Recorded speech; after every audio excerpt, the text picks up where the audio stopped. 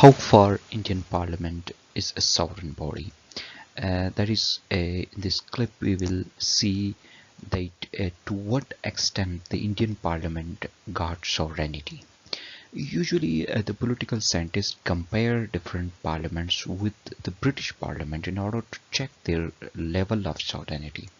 Since it's believed that the British Parliament got the maximum sovereignty, it's because of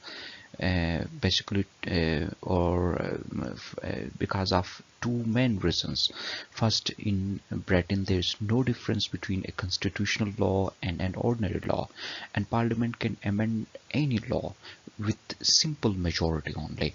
So it's believed that the British Parliament is the sovereign parliament in the world, which got the maximum level of sovereignty.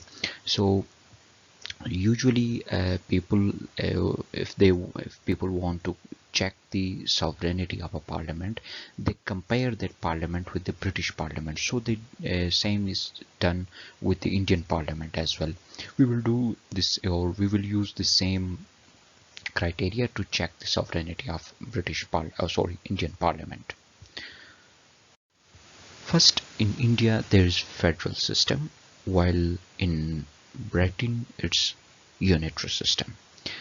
And now this federal system is a check on the sovereignty of the Indian Parliament, because under the federal system, you know, the powers are divided between center and the units, and the units get powers directly from the constitution.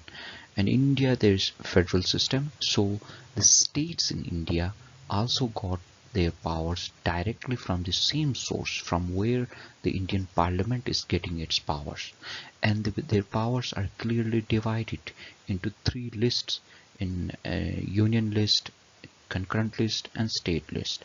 As far as concurrent list is concerned, the powers are shared by the Indian Parliament and the state concerned, and the state list belongs to the states only.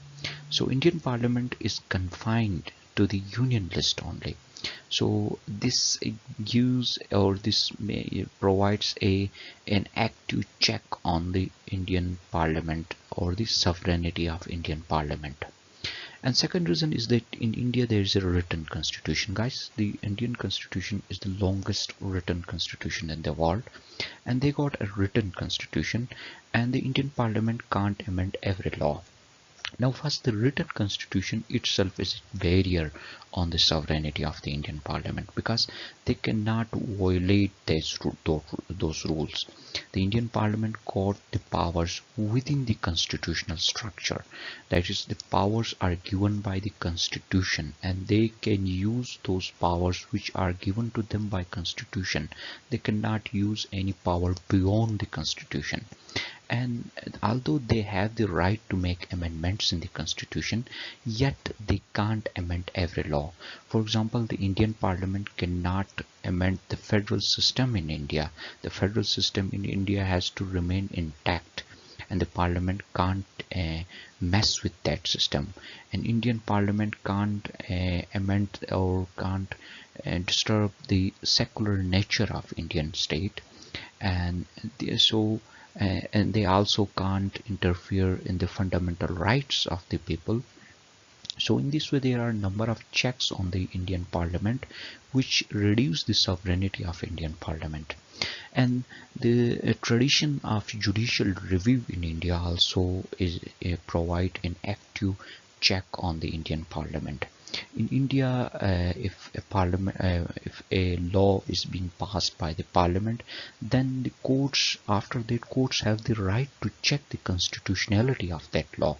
And if the superior court in India feel that the law which has been passed does not fit in the constitutional or constitutional criteria or the constitutional ambit, then the court have the right to reject that law.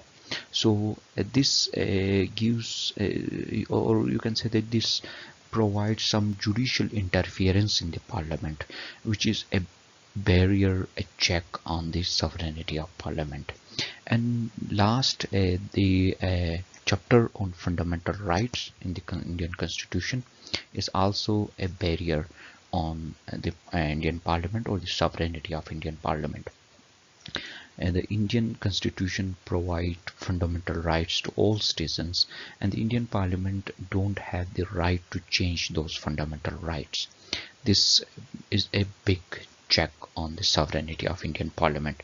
And if you will compare all these things with British Parliament, there is no such concept. For example, in Britain, there is unitary system, and the governments of units are directly under control of the central government. So the British Parliament got superior hand on the units in the Britain.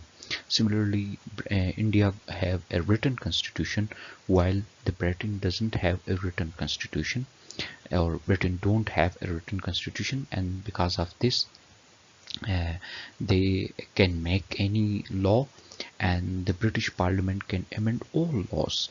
There is nothing that British Parliament can't amend, while in India there are a number of things that Indian Parliaments can't amend. For example, Indian Parliament can't uh, uh, change the federal nature of India or the secular nature of India, but in British Parliament there is no such barrier. In the British Parliament can pass any law, and the concept of judicial review is not present in the British court doesn't use such powers, or we don't see any such tradition in Britain where if a law has been passed by the British Parliament and on some occasion the British judiciary would interfere in that.